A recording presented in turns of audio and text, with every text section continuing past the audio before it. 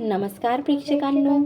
सावळ्याची जणू सावली या मालिकेच्या आजच्या भागामध्ये मात्र इकडे खूप जबरदस्त आणि धमाकेदार ट्विस्ट पाहणार आहोत. हो प्रेक्षकांनो, आता स्वतः सारंगसाठी सावली मेहेंदड्यांच्या घरी जाणार आहे हे जेव्हा जगन्नाथला समजते तेव्हा मात्र आता जगन्नाथ इकडे मात्र मेहेंदड्यांच्या घरी आता या अबीरच्या जीवाला काहीही धोका नसावं म्हणून आणि त्याच्या सर्व चांगल्यासाठी मात्र इकडे जगन्नाथ आता त्याचं तोंड उघडते आणि स्वतः इकडे तिलोत्तमाला सांगते की अबीर हा मेहेंदड्याचा वारस असून सावली सारंगचा मुलगा आहे. हो प्रेक्षकांनो, आताच लेटेस्ट प्रोमो रिलीज झालेला आहे आणि नेमकं या प्रोमोमध्ये काय सविस्तर आपण बघूया आणि पाहूया.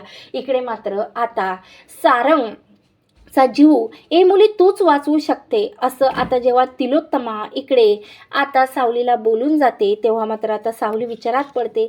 सावलीला रात्रभर झोप नाही येत की खरंच आता सारंगने लग्न केलेलं आहे तरीसुद्धा तो माझं नाव का घेत असणार. आता तेव्हा ती जगन्नाथ बाहेर हॉलमध्ये बसलेला असतो. जगन्नाथकडे येऊन बसते आणि बोलते की बाबा काय करू मी, त्या घरात जाऊ की नाही, सारंगवर माझं किती प्रेम आहे हे तुम्हाला माहिती आहे आणि आता अबीरचं वडील असल्या कारणाने मात्र आता काय करू मी, मला काहीही कळत नाही बाबा, मी खूप मोठ्या संकोचात आहे. खरंच अबीरला त्याचं हक्काचं घर आहे त्याच्या घरी घेऊन जाऊ की इथंच ठेवू. तेव्हा जगन्नाथ त्याच्या हातावर हात ठेवते आणि बोलते की हे बघ मुली, मी तुला सांगतो सावली, जे हा देव करणार ना ते चांगलंच करणार, विठू माऊली चांगलंच करणार. पण त्या अगोदर मी तुला काय सांगते, शांततेता. तू अबीरला त्याच्या हक्काच्या घरी घेऊन जा, त्याच्या वडिलाकडे घेऊन जा. आज नियतीने असा खूप दिवसांनी मात्र तुमचा योग आणलेला आहे की अबीर त्याच्या वडिलांसोबत त्याच्या हक्काच्या घरी राहणार आहे. आणि तेव्हा मात्र आता तो दिवस आलेला आहे ज्या दिवशी सावलीने ठरवलेलं असतं की मेहेंदड्यांच्या घरी जोपर्यंत सारंग आता नीट चालता बोलता होत नाही तोपर्यंत राहायला जायचा. तेव्हा आता जगन्नाथ इकडे सावलीची आणि अबीरची बॅग घेत आता मात्र इकडे मेहेंदड्यांच्या घरी घेऊन जातो. आणि तेव्हा मात्र इकडे आता लगेच ही तिलोत्तमा येते आणि बोलते की मला माहिती होतं की तू येणार म्हणजे येणार, वाटच बघत होती मी तुझी. आणि तुला सांगते, इथं आले पण माझ्यावर उपकार करण्यासाठी तू आली असं अजिबात समजायचं नाही.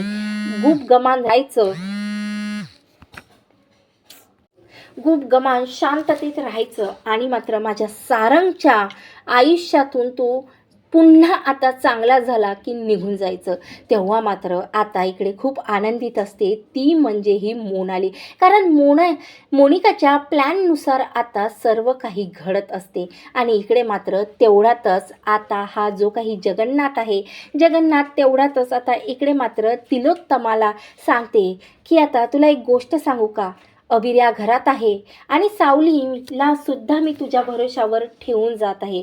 अबीरच्या केसाला सुद्धा कुणी आता वाईट नजरेने हात लावता कामा नये. आणि बाजूलाच तिथं उभा असतो राजकुमार. आता राजकुमार रागारागातच त्याच्याकडे बघत असतो आणि हे सर्व काही बघत असताना मात्र आता राजकुमारकडे इशारा दाखवत आता जगन्नाथ बोलते की हे बघा, मला तुला काहीतरी सांगायचं आहे तिलोत्तमा, आणि मात्र आज या अबीरला त्याच्या हक्काचं घर द्यायचं आहे. तेव्हा आता इकडे राजकुमारची बोलती बंद होते. आता राजकुमारला खूप घाबरल्यासारखं होते की खरंच हा जो काही जगन्नाथ आहे तो आईला सांगणार तर नाही ना की सारंग आणि सावलीचा मुलगा हा अबीर आहे म्हणून. तेव्हा आता लगेच इकडे मात्र आता जगन्नाथ प्लॅनप्रमाणे सांगते की तू या अबीरला चांगलं वागवशील मला माहिती आहे.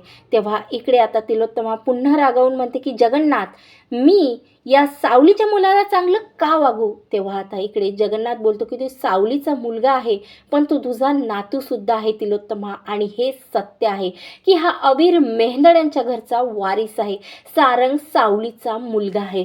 तेव्हा मात्र आता असं जगन्नाथ बोलल्यावरती लगेच सावलीला ती तिलोत्तमा ओढत विचारते की सांग ना हे खरं आहे का सावली? तेव्हा सावलीसुद्धा आता खूप प्रेमाने होकार देते आणि एका आजीची आता माया उफाळून येते आणि ती सरळ अबीरला मिठी मारते. आणि आता अबीरला मिठी मारल्यावरती ती सरळ सारंगकडे अबीरला घेऊन जाते आणि बोलते की बघ ना सारंग, बघ उठ सारंग, मी तुझ्या सावलीला आणि तुझ्या मुलाला अबीरला घेऊन आले.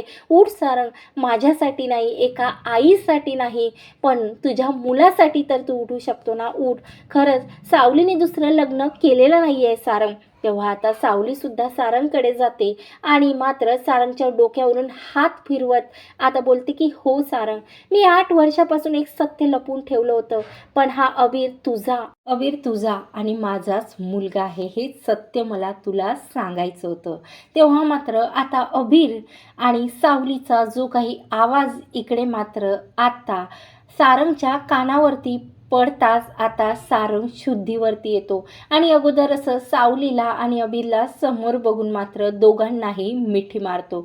आणि तेव्हा मात्र अशा प्रकारे आता इकडे जगन्नाथ मुळे हे सारंगचं कुटुंब सर्व एकत्रित आलेलं असतं. पण दुसरीकडे मात्र राजकुमारला प्रचंड राग आलेला असतो. त्याच्या मनात वादळ फुटलेलं असतं, कारण एवढ्या दिवसापासून या सावली आणि सारंगला दूर ठेवलेला आहे या प्रॉपर्टीच्या लालचीपोटी.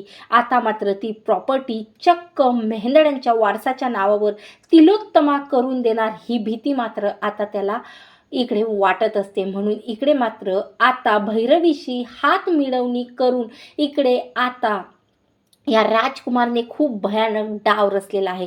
पण या डावामधून आता अबीरला खरंच सारंग, तिलोत्तमा आणि इकडे सावली वाचवू शकेल का, हे पाहणंसुद्धा तेवढंच रंजक आहे.